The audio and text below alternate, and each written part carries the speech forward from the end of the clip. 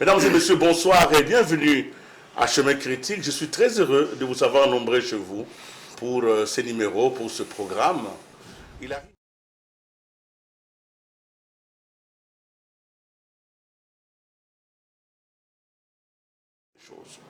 Aujourd'hui, nous avons donc reçu dans notre pays le pape François.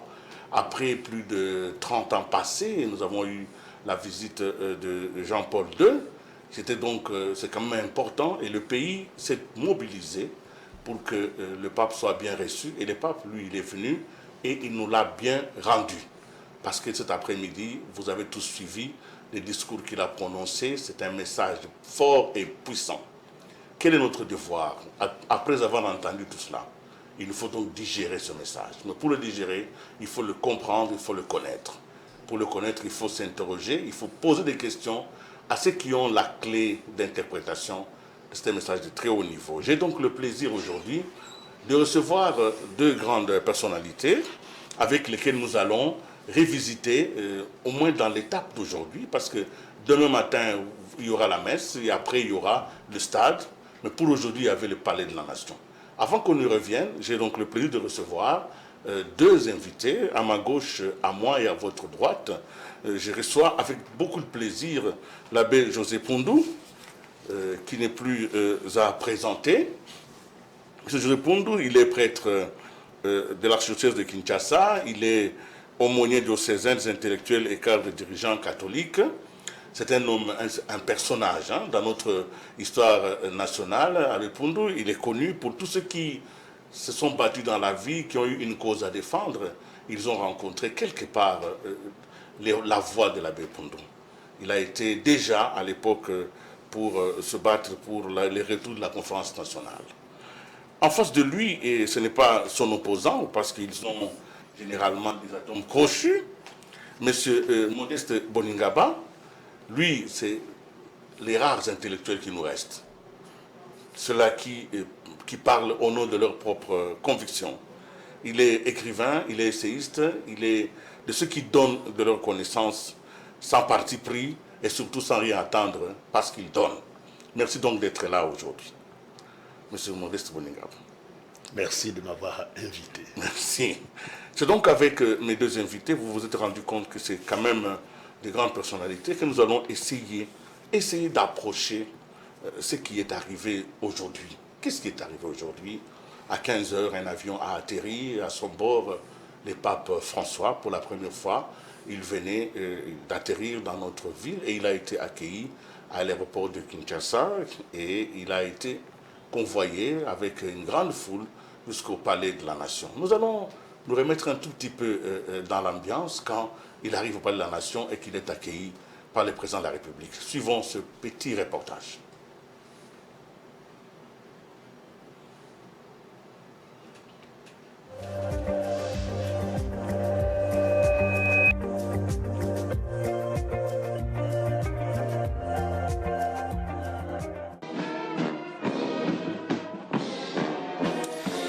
Bienvenue à celles et ceux qui nous rejoignent pour vivre la visite du pape François en République démocratique du Congo. Vous le voyez à l'instant, le pape François, eh bien, son véhicule vient d'entrer dans le palais de la Nation, qui est la résidence du président de la République depuis 2001 en RDC à Kinshasa, dans cette capitale.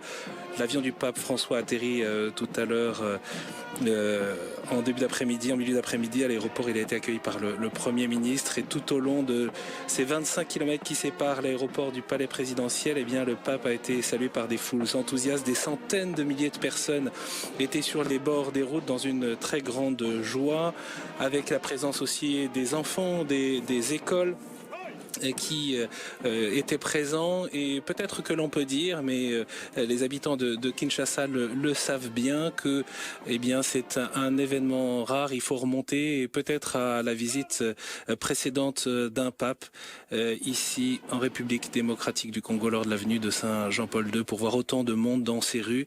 Le pape François qui est accueilli par le président de la République démocratique du Congo, Félix Tshisekedi Tshilombo, que l'on surnomme Fachi, fils du vétéran de l'opposition Étienne Tshisekedi. Le leader de l'Union pour la démocratie et le progrès social, l'UNDPS, a été proclamé président de la République après les élections de 2018.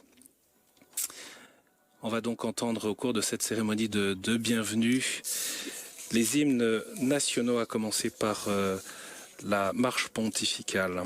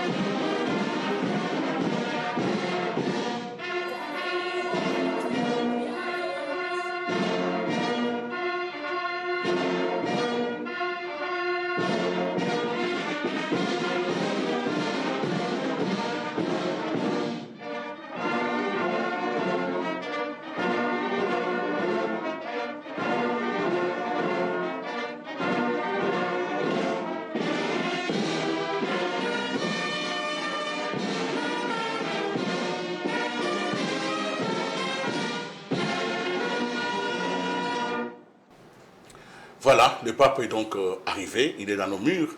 Nous allons essayer de le retrouver tout à l'heure, mais des questions déjà se posent. Aujourd'hui, je vois, le pape arrive, il y a l'hymne national et puis il y a l'hymne pontifical.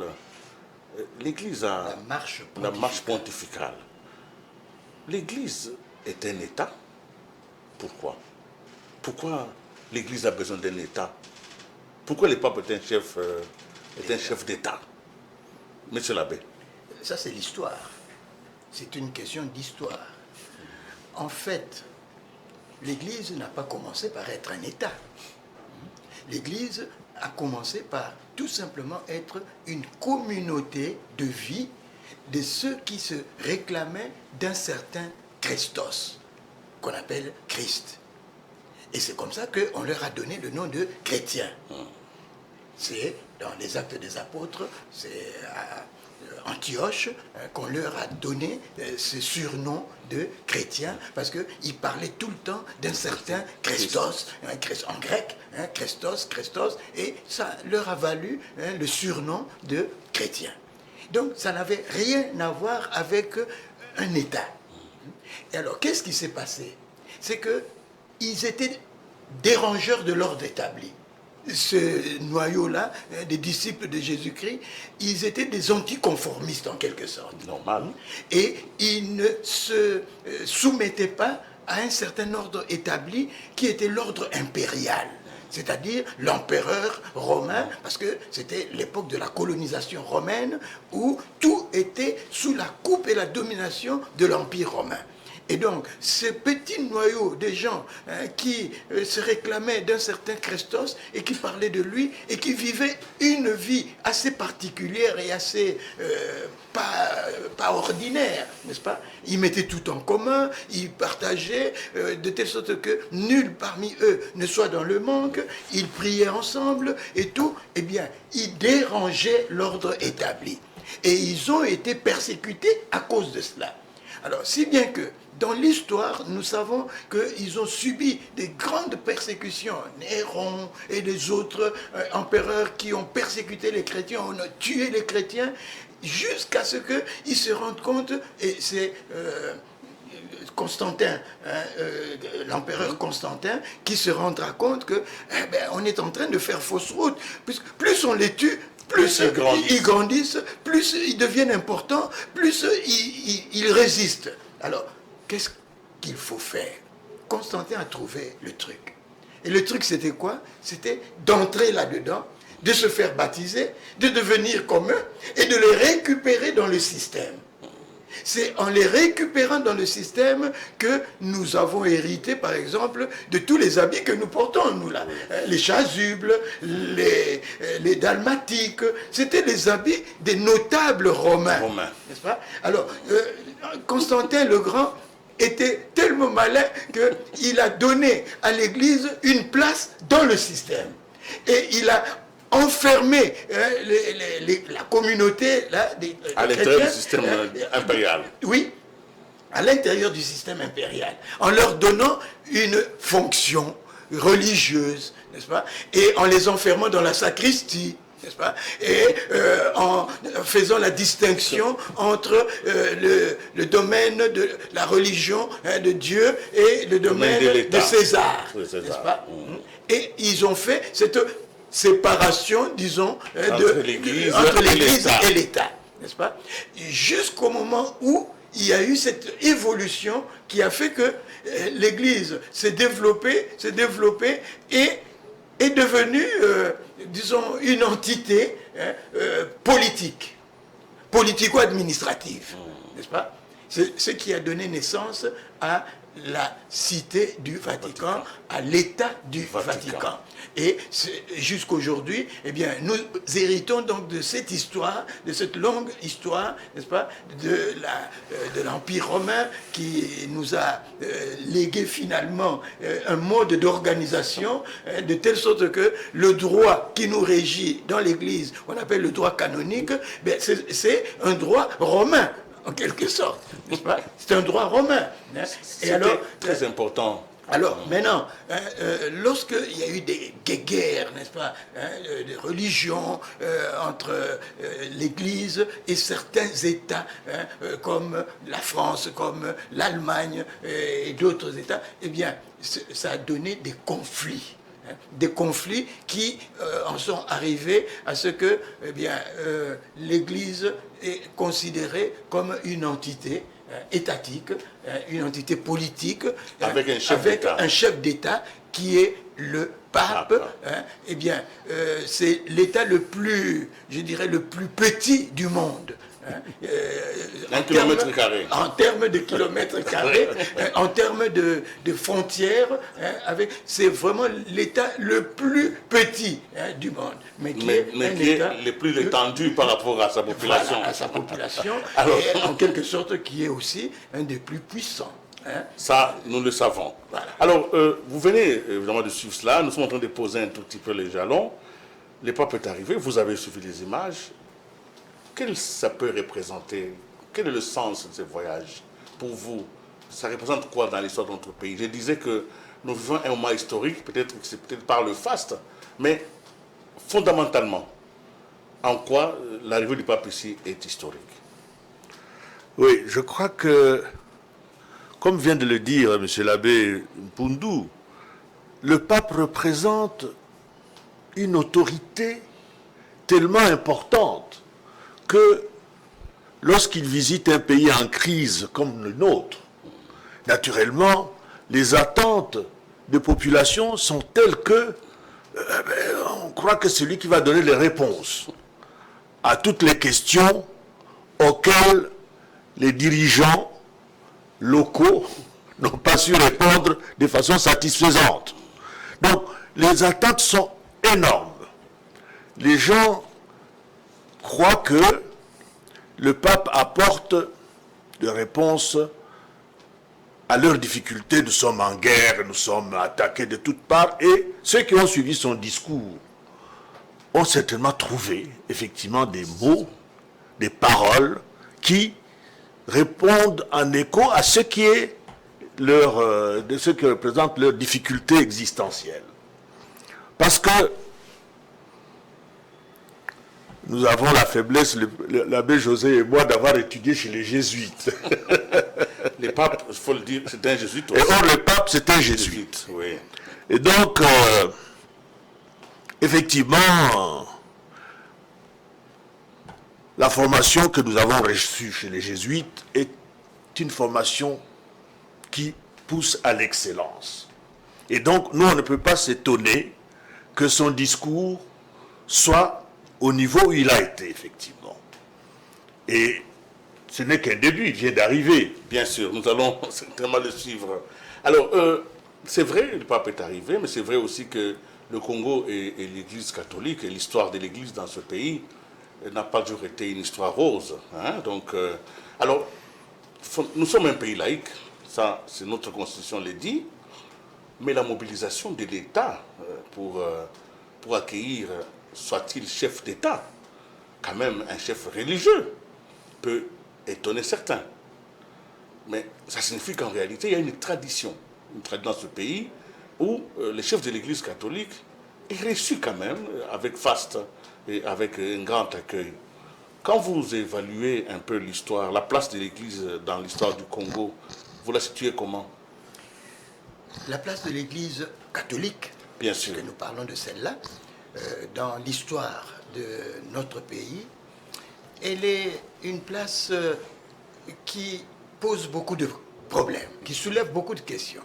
D'abord, l'Église catholique est arrivée dans notre pays à travers l'œuvre coloniale. Absolument. Et donc, elle était considérée comme un des piliers de la colonisation.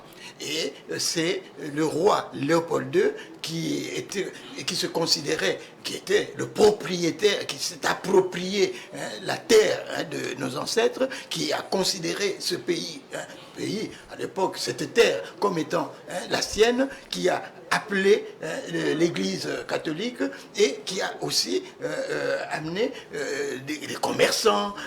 Et donc, il y a l'Église, la religion, il y a l'argent, le commerce. Eh bien, c'était deux piliers de la colonisation, d'exploitation et de la colonisation. Et c'est ainsi que le rôle de l'Église dans notre pays est un rôle ambigu, très ambigu. C'est que à un moment donné, on peut dire, oui, l'Église a joué un rôle magnifique, a formé des gens, l'Église s'est occupée de la santé, l'Église s'est occupée de l'éducation, de l'enseignement, mais en même temps, on peut se dire que cette Église a servi le pouvoir colonial de l'époque. Oui. Alors ça, c'est quelque chose qu'on ne peut pas se cacher, qu'on peut dire sans en avoir honte d'une certaine manière, parce que ça fait partie de l'histoire, n'est-ce pas? Et à un moment donné, eh bien, l'Église a aussi peut-être contribué d'une certaine manière à étouffer la culture je dirais négro-africaine locale, n'est-ce pas, en présentant tout ce qui était culture noire, nègre, comme étant de la superstition, de l'animisme, sorcellerie, animisme, superstition et tout. Et donc il fallait absolument, disons, effacer cela pour remplacer par ce qu'on appelle le christianisme, qui est aussi un isme. N'est-ce pas? Si on dit animisme, mais le christianisme c'est aussi un isme. Et tout ce qui est isme fait partie d'une idéologie. Et l'idéologie dominante. Voilà ce que nous pouvons dire déjà. Nous allons revenir un peu à la régie. Monsieur Bouna, vous avez le temps de réagir. On va quand même rentrer dans un peu. Nous allons prendre l'extrait d'un document sur l'histoire quand même de l'Église dans notre pays, les commencements, quel était le regard qui était posé, et ici par les reporters qui ont fait ce document. Nous allons suivre un extrait.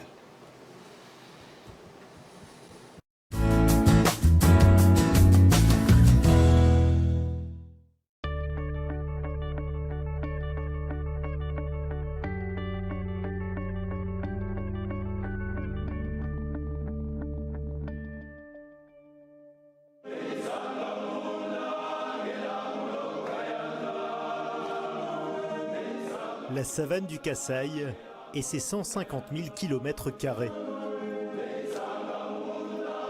Cette région du centre de la République démocratique du Congo a accueilli ses premiers missionnaires catholiques il y a un peu plus de 125 ans. Une présence catholique qui a apporté beaucoup sur le plan social et spirituel, mais qui est aujourd'hui interpellée par les églises de réveil, d'inspiration évangélique, et qui promettent la prospérité à leurs adeptes. Nous sommes dans une société très religieuse, une société très engagée spirituellement, mais une société où beaucoup partent de l'Église catholique.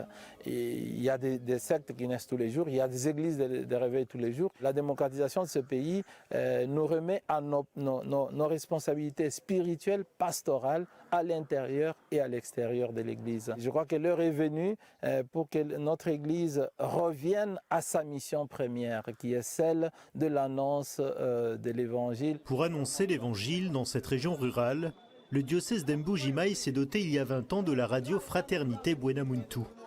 Elle émet à 150 km à la ronde et diffuse des émissions sociales, politiques et spirituelles, écoutées par plus de 500 000 auditeurs. Un outil d'évangélisation et d'information essentiel pour rejoindre les zones les plus reculées. Ça aide beaucoup la population à raffermir la foi catholique. Parce que sans la radio, vous ne pouvez pas atteindre tout le monde. Mais avec la radio, on atteint toutes les couches de la population. Nous avons ce respect de la part de tout le monde, même le gouvernement nous reconnaît, que nous sommes une station d'évangélisation et nous faisons ce travail comme il se doit. Il est 6h30, le jour se lève à Ndekesha dans le diocèse de Louébo.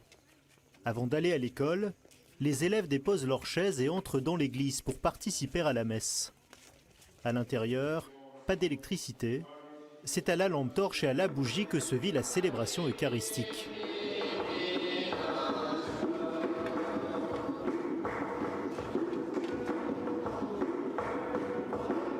Dans cette paroisse rurale, l'abbé Émile Tshisekedi est curé de 22 communautés qui s'étendent sur 25 km avec peu de routes praticables.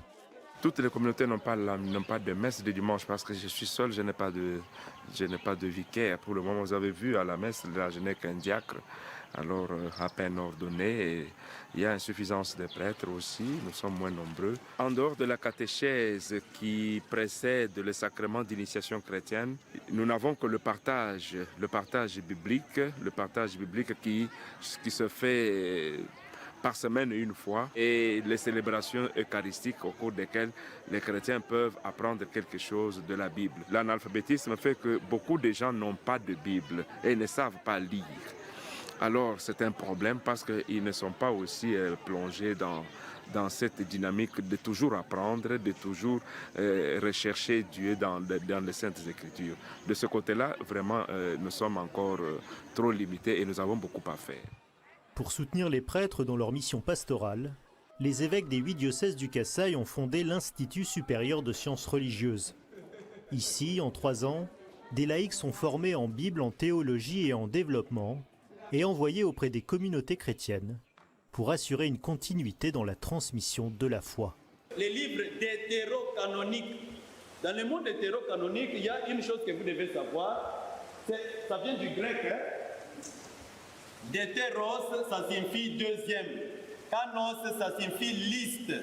Les gens que nous formons ici remplacent les prêtres dans certains milieux où il n'y a pas de prêtres et ils sont initiés au partage de la parole de Dieu, initiés aussi à prêcher. Donc, c'est une des façons. L'évangélisation a fait son travail, mais c'est comme le corps humain a besoin de la nourriture ordinaire, le spirituel aussi doit être nourri. Dans la Bible, on trouve la relation à Dieu, mais aussi la relation à l'autre et aux choses. Donc c'est important d'approfondir cela pour que chacun puisse arriver, dans la mesure du possible, à vivre toutes ces relations-là comme il se doit. Ici, on apprend beaucoup de choses. Il y a des cours à caractère pastoral, il y a des cours à caractère religieux, il y a des cours même de développement. Les chrétiens sont aussi fermes, restent fermes dans leur foi, malgré l'état de misère qui les secoue. Ça me réjouit. La jeunesse se donne aussi corps et âme. Les chorales, ils animent très bien. Il y a les mouvements d'action catholique, les mamans se donnent pour que l'Église soit toujours en mouvement. Ça m'a toujours impressionné. Dans ce village du Kasaï, c'est la journée internationale du droit des femmes. La place des femmes et de la famille, un enjeu d'évangélisation pour l'Église catholique. Le diocèse de Luebo a mis en place une pastorale des mamans. Voilà, c'était juste pour illustrer un tout petit peu comment ça se vit à l'intérieur du pays. Ce n'est pas aussi simple. Nous sommes loin des fastes de Kinshasa et que d'une certaine manière, l'Église n'est peut-être pas aussi puissamment installée à l'intérieur du pays. Mais cette Église, M. Bonigaba, a quand même eu ses princes. Il y a eu quand même des hommes de grande qualité. Je voudrais ici qu'on évoque rapidement, très rapidement avant qu'on arrive au pape, des hommes comme le cardinal Malula, comme le cardinal Etchaou, comme le cardinal Monsengo de Heureuse Mémoire. Alors, la question que je vous pose, c'est que on a quand même constaté qu'entre le pouvoir de l'Église et le pouvoir de l'État, il y a constamment une forme d'ambiguïté, comme si chaque président avait son cardinal opposant. Comment vous expliquez cela? Parce que nous pouvons voir Mobutu avec Malula, Laurent Désiré Kabila avec Etchaou, Kabila Joseph avec Monsengo, et aujourd'hui Mbongo avec Tshisekedi. Les rapports ne sont pas très harmonieux. Comment vous expliquez cela? Oui, disons qu'il n'y a pas de complicité entre l'autorité morale de l'Église et l'autorité politique. Et c'est une bonne chose, parce que pour les chrétiens, les Congolais, les citoyens même, ce serait désastreux qu'il y ait une forme de connivence entre l'autorité religieuse incarnée par le cardinal, en ce qui concerne notre pays, et l'autorité politique. Le cardinal Malula a été effectivement le précurseur de cette ligne, parce que lui, il était déjà avant l'indépendance. Il était encore seulement abbé. Quand il réunissait les intellectuels de l'époque, qui sortiront en 1956 le manifeste de conscience africaine, eh bien, c'était déjà le chemin qu'il traçait pour montrer que l'intelligentsia congolaise devait avoir une certaine autonomie de pensée pour être effectivement le phare qui éclaire l'élite congolaise. Et il n'a plus dévié de cette ligne parce que après l'indépendance, juste avant l'indépendance, il est promu évêque et il continue jusqu'au clash. Jusqu'au clash de 70, 71. Oui. Et ça n'a plus changé. Donc, on a on a lu tous les différents messages des évêques, il y en a plus d'une trentaine, je crois. Eh ben, c'est chaque fois un appel. Oui, mais comment vous expliquez ça, M. l'abbé Poundou? Parce que dans la première partie de notre histoire, l'Église et le pouvoir politique sont ensemble. On a même dit que c'était les piliers de la colonisation. À quel moment l'Église a considéré le pouvoir politique comme étant un pouvoir à distance? Quand est-ce qu'il y a eu vraiment séparation et pratiquement un conflit permanent? Je ne dirais pas qu'il y a eu séparation et conflit permanent. Je dirais qu'il y a eu, dans l'histoire de l'Église au Congo, des personnalités religieuses, ecclésiastiques, qui ont compris leur rôle, leur mission prophétique. Un homme comme le cardinal Malula, eh bien, nous pouvons dire qu'il a compris, n'est-ce pas, sa mission prophétique comme chrétien d'abord, et comme prêtre, et comme évêque. La mission prophétique qui consiste en trois choses. Annoncer la bonne nouvelle, annoncer le plan de Dieu, dénoncer tout ce qui est contraire au plan de Dieu, tout ce qui est contraire à la vérité, à la justice, à la paix, à la fraternité, tout ce qui est contraire au royaume de Dieu que nous devons instaurer déjà ici sur cette terre. Et le troisième aspect de la mission prophétique, c'est agir, poser des actes, n'est-ce pas? Et donc, annonce, dénonce et action. Malula a compris cela. Et c'est ainsi qu'il ne pouvait que être en conflit avec le pouvoir. Parce que dans l'histoire, même dans les Écritures, l'histoire sainte, on verra que les prophètes ont toujours été en difficulté avec le pouvoir du roi. Parce qu'ils osaient dire au roi ce que d'autres n'osaient pas dire. Et quand le roi déviait, eh bien, ils osaient un gars comme Amos, un gars comme Isaïe, un gars comme Jérémie, tous ces grands prophètes, Jean-Baptiste, eh bien, et Jésus lui-même, bien entendu, puisqu'il a été le prophète extraordinaire. Eh bien, on l'a tué, pourquoi? Parce qu'il disait la vérité. Le prophète, c'est celui qui dit la vérité de Dieu. C'est celui qui dénonce tout ce qui est contraire à la vérité de Dieu. Et c'est ainsi que je ne dirais pas que l'Église était en conflit permanent avec le pouvoir. Non, certaines personnes de l'Église, certains membres de l'Église, ecclésiastiques et même parfois laïques, n'est-ce pas, qui ont compris leur mission prophétique et qui ont agi dans ce sens-là, se sont trouvés sur le chemin, je dirais, des gens au pouvoir comme étant des opposants, comme étant des ennemis à éliminer d'une manière ou d'une autre. Et c'est ainsi qu'un gars comme Malula a eu des problèmes avec Mobutu parce qu'il a eu le courage de dire en face du roi, en présence du roi Baudouin qui était ici, eh bien qu'il n'était pas d'accord avec une certaine manière de conduire les choses de l'État, du pays, par rapport au bien-être du peuple. Voilà. Et ça ne pouvait pas l'épargner de toute la répression dont il a été... Il est même parti en exil. Voilà. Évidemment, nous sommes en train d'aller vers les cœurs de notre débat, parce que nous allons quand même parler de ce que le pape a dit aujourd'hui. Mais faisons justice à l'histoire. Il y a quand même déjà eu un pape qui est arrivé ici.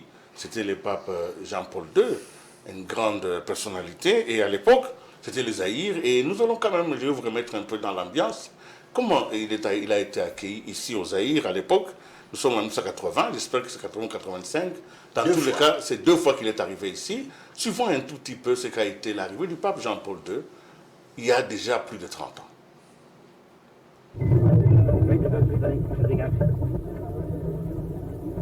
Ce n'est pas seulement pour les chrétiens catholiques, mais pour tout le peuple zaïrois, qui est très heureux de l'accueillir. Voilà tout. Merci beaucoup. Merci beaucoup.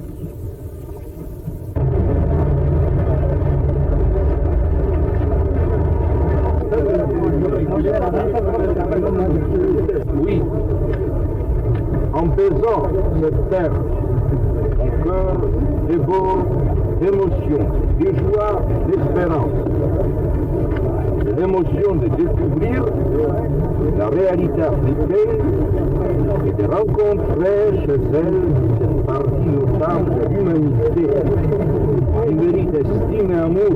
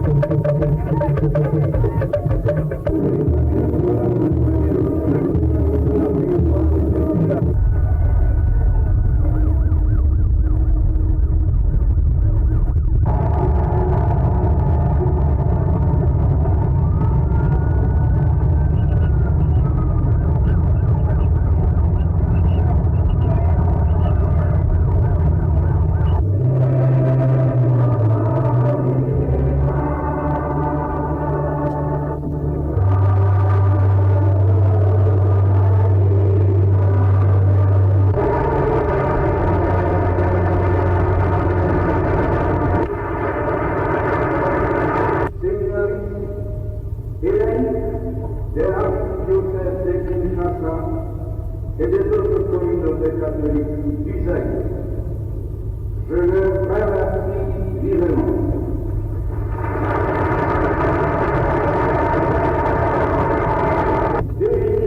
Jusqu'à vous.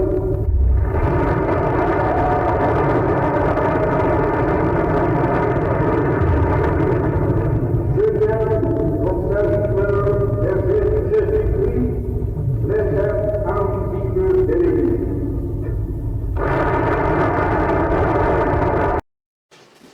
Voilà, Jean-Paul II, aujourd'hui Saint Jean-Paul II. Oui.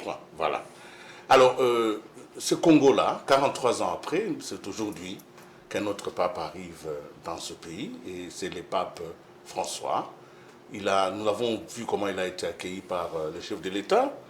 Il a donc prononcé un discours. Je voudrais déjà rapidement, parce qu'on va parler de ce qu'il a dit aujourd'hui, certainement nous reviendrons pendant tout le mois, nous reviendrons sur ce discours qui ne s'adresse pas seulement aux catholiques, mais c'est un discours qui s'adresse à tous ceux qui pensent et qui connaissent un peu ce pays. Nous allons suivre un extrait du discours que le pape a prononcé. Évidemment, nous reviendrons demain sur celui que le président a prononcé. Mais nous allons faire honneur à notre visiteur de Marc et nous suivons un extrait du discours du pape. Et puis nous reviendrons sur ce plateau avec mes deux invités.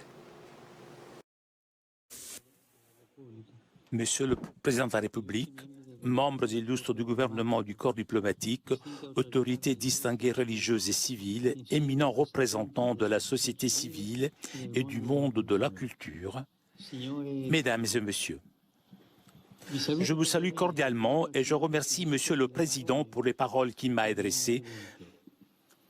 Je suis heureux d'être ici sur cette terre si belle, si vaste, si luxuriante, qui embrasse au nord la forêt équatoriale, au centre et vers le sud les hauts plateaux et les savanes arborées, à l'est les collines, les montagnes, les volcans, les lacs, à l'ouest d'autres grandes étendues d'eau avec le fleuve Congo qui rejoint l'océan. Dans votre pays, qui est comme un continent dans le grand continent africain, on a l'impression que la terre entière respire. Mais si la géographie de ce poumon vert est riche et variée, l'histoire n'a pas été aussi généreuse. Tourmentée par la guerre, la République démocratique du Congo continue de subir à l'intérieur de ses frontières des conflits et des migrations forcées et à souffrir de terribles formes d'exploitation indignes de l'homme et de la création. Ce pays immense et plein de vie, ce diaphragme de l'Afrique frappé par la violence, comme par un coup de poing de l'estomac, semble depuis longtemps avoir perdu son souffle. Monsieur le Président, Vous avez parlé de génocide oublié qui souffre la République du Congo. Et tandis que vous, Congolais, vous luttez pour sauvegarder votre dignité, votre intégrité territoriale contre les méprisables tentatives de fragmentation du pays, je viens à vous, au nom de Jésus, comme un pèlerin de réconciliation et de paix. J'ai beaucoup désiré me trouver ici et je viens enfin vous apporter la proximité, l'affection et la consolation de toute l'Église. Et apprendre de votre exemple de patience, de courage et de lutte. Je voudrais vous parler à travers une image qui symbolise bien la beauté lumineuse de cette terre, celle du diamant. Chères femmes, chers hommes congolais, votre pays est vraiment un diamant de la création. Mais vous tous, êtes infiniment plus précieux que toutes les choses bonnes qui sortent de ce sol si fertile. Je suis ici pour vous étreindre et pour vous rappeler que vous avez une valeur inestimable, que l'Église et le pape ont confiance en vous, qu'ils croient en votre avenir, un avenir qui soit entre vos mains et dans lequel vous méritez de déverser vos dons d'intelligence, de sagacité, d'assiduité. Courage, frères et sœurs congolais. Relève-toi, reprends dans tes mains, comme un diamant très pur, ce que tu es, ta dignité, ta vocation à garder en harmonie et en paix la maison que tu habites. Revis l'esprit de ton hymne national en rêvant et en mettant en pratique ces paroles. Par le dur labeur, nous bâtirons un pays plus beau qu'avant, dans la paix. Chers amis, voilà vraiment un extrait. Je demande à la raison de nous garder la suite. Nous allons revenir un tout petit peu parce que le pape a dit des choses très très fortes. Et je pense que le discours est avec moi. Je vous donnerai quelques extraits. Mais je reprends une phrase que nous venons d'entendre. Courage, frères et sœurs congolais. Relève-toi. Prends dans tes mains, comme un diamant très pur, ce que tu es. Ta dignité, ta vocation à garder en harmonie et en paix la maison que tu habites. Revis l'esprit de ton hymne national en rêvant et en mettant en pratique ces paroles. Par les durs labeurs, nous bâtirons un pays plus beau qu'avant dans la paix. Voilà des phrases puissantes. C'est vrai qu'on a entendu des discours, mais là, ce n'est pas simplement le pape. C'est quelqu'un qui vient vraiment avec toute sincérité. Quelles sont vos réactions, M. Boniga? Réactions? Oui, je crois que le pape est venu nous rappeler ce que Lumumba disait déjà en 60. Parce que finalement, les gens oublient que jusqu'en 60, nous n'étions que des ouvriers, des auxiliaires du colonisateur. Nous n'avons pas été préparés à hériter d'un grand pays comme celui-ci. Par rapport aux enjeux mondiaux que représente le Congo et aux défis qu'il y a à relever pour que nous puissions nous insérer de façon avantageuse dans le concert des nations, nous n'avons pas été préparés à ça. C'est pour ça que 62 ans après, nous sommes toujours en train de subir des coups qui viennent de partout, parce que nous n'avons rien fait pour montrer au monde que nous étions conscients d'être propriétaires d'un espace qu'est le Congo. Et donc aujourd'hui, le pape est venu comme pour nous réveiller. Nous réveiller, nous dire, réveillez-vous. Vous êtes des diamants purs. Vous avez... Non, mais vous avez tout ce que le monde, disons le reste du monde rêverait d'avoir. Mais malheureusement, manifestement, vous n'avez pas conscience d'être les propriétaires de cet espace-là. C'est pour ça que, comme dit l'adage, la nature a horreur du vide. Eh bien, et les autres se sont rendus compte que c'était un moulin où on pouvait entrer, se servir et rentrer sans problème. Donc, aussi longtemps que nous n'aurons pas compris que le reste du monde convoite les ressources qui sont sur ces territoires et que nous n'aurons rien fait pour dissuader ceux-là qui se disent on dirait qu'on peut y aller sans difficulté, sans problème, eh bien ils vont continuer à venir. Donc le message du pape, je crois, il va dans ce sens. Monsieur l'abbé, ce message est plein de symboles. Je pense qu'il y a plusieurs niveaux. Parce que même quand le pape dit « vous êtes les diamants », mais les diamants, c'est d'abord vos enfants. Vous êtes dans... Quel type de symbolique vous avez identifié? J'ai identifié ici quelque chose de fondamental et que je ne cesse de répéter tout le temps. C'est le pape vient de nous rappeler que nous sommes des êtres humains et que le diamant dont il est question, ce n'est pas d'abord la matière que nous allons chercher dans la terre, n'est-ce pas? Le diamant dont il est question et que le pape vient nous rappeler, c'est l'homme congolais qui est ce diamant. Et quand il dit les enfants, n'est-ce pas, sont ce diamant, eh bien, c'est tout simplement pour dire il nous faut revenir à notre être qui a été quelque peu détruit. Notre être humain a été détruit à telle enseigne que le Congo, ce pays, n'a pas été considéré jusque-là comme une terre des hommes, mais comme une terre des choses. Et lorsqu'on parle du Congo, on parle de son diamant, on parle de son or, on parle de son cuivre, on parle de son cobalt, on parle de lithium, on parle de l'eau, on parle de l'eau, de la forêt, de tout ce qui est comme richesse du sol et du sous-sol, mais on ne considère pas l'homme congolais comme un être humain. À telle enseigne qu'on peut aller plus loin.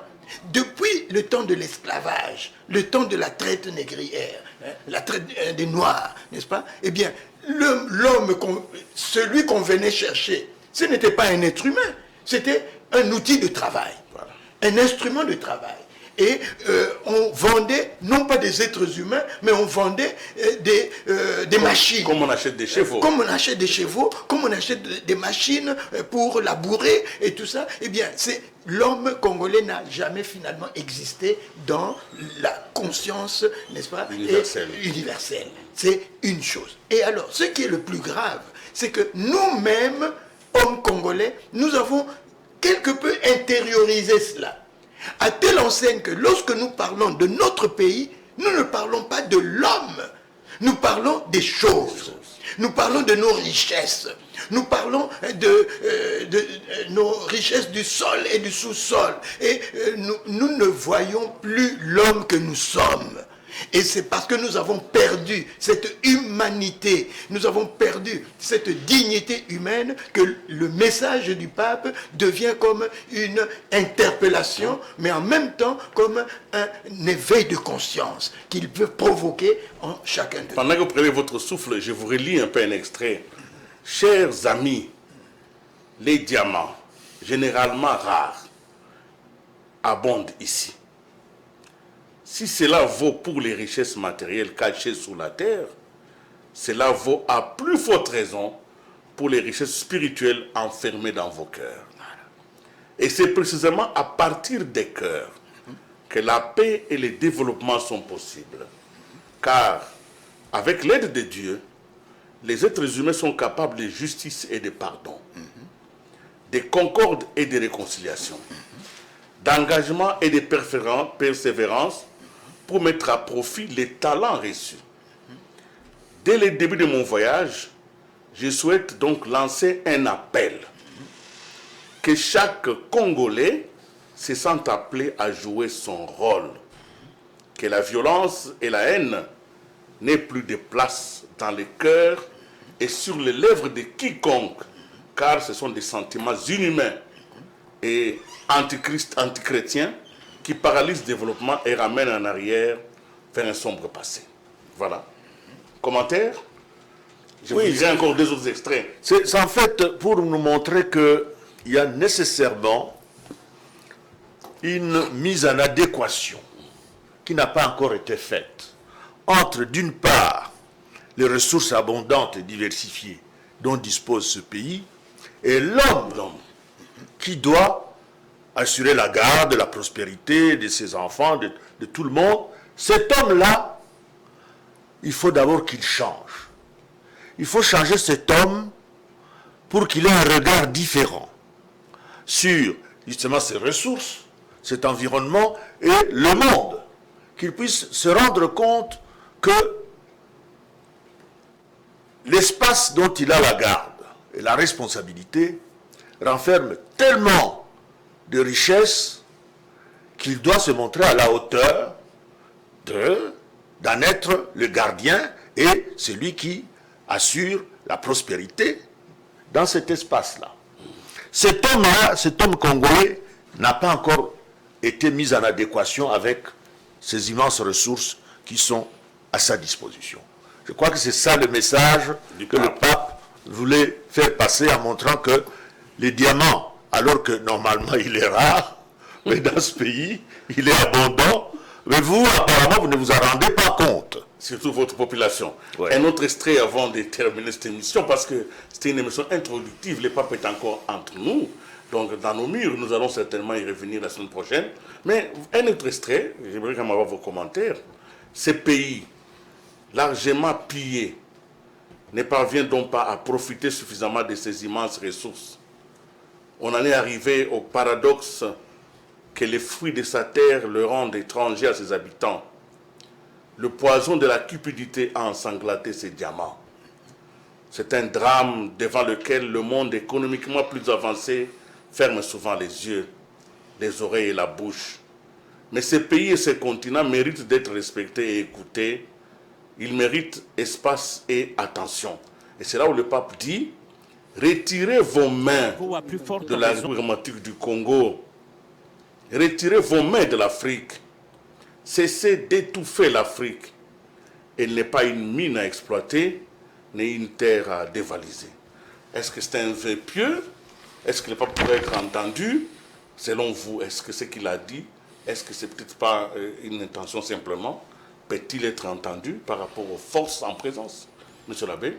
Je crois qu'il pourra être entendu ou ne pas être entendu, mais je reprends ces paroles du pape en les retournant vers nous Congolais. Ce n'est pas aux autres à retirer leurs mains, c'est peut-être à nous dégager de leurs mains. Et ça, c'est un mouvement qui dépend de nous.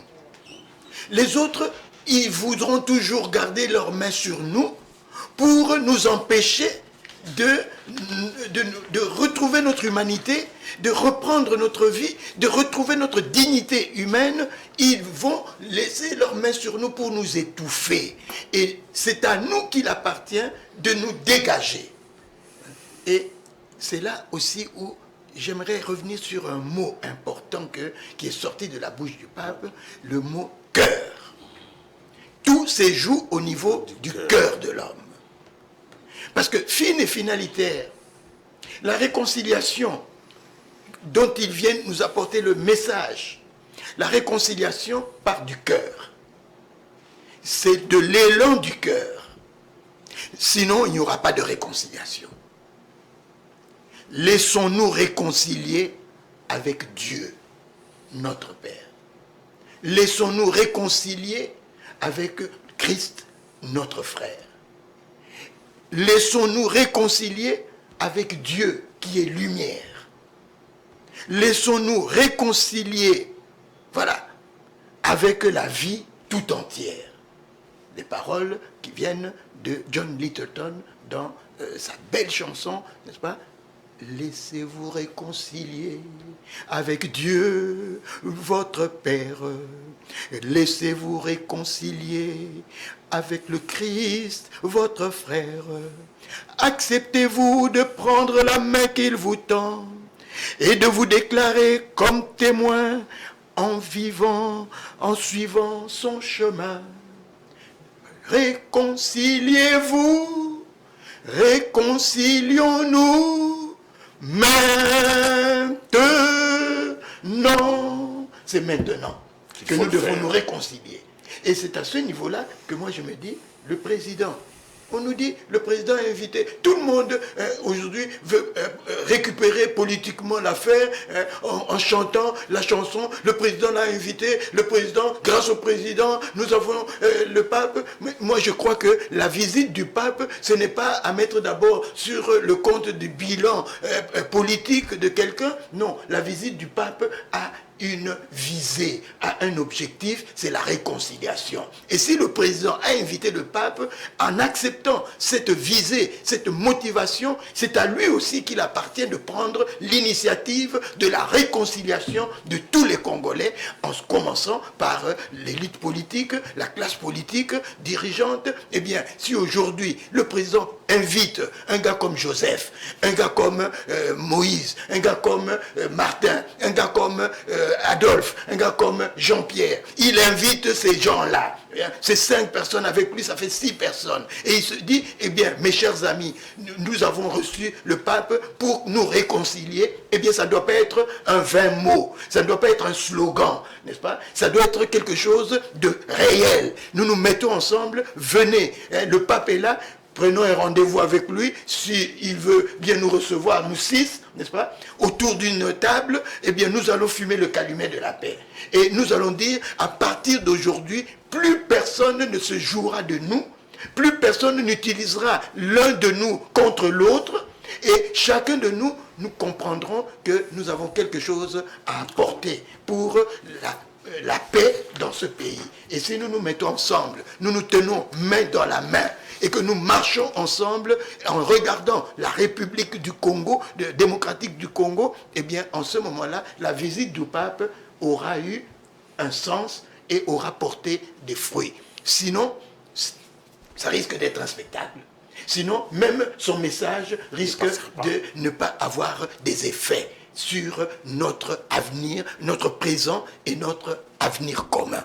Je crois que ce cri du cœur que je pousse maintenant là, ce cri du cœur, si le président peut l'entendre, si nos politiciens peuvent l'entendre et se dire, il est temps qu'on se mette autour d'une table, disons, pour prendre une image plus africaine, il est temps qu'on se mette sous l'arbre à palabres pour nous réconcilier et recréer les liens de fraternité qui sont brisés parce que nous avons mis l'avoir au-dessus de l'être, parce que nous avons mis la gloire au-dessus du service. Et le pape a dit, le pape, voilà, il a dit quelque chose, il a dit effectivement, le pouvoir ne sert à rien s'il se transforme en service. Voilà.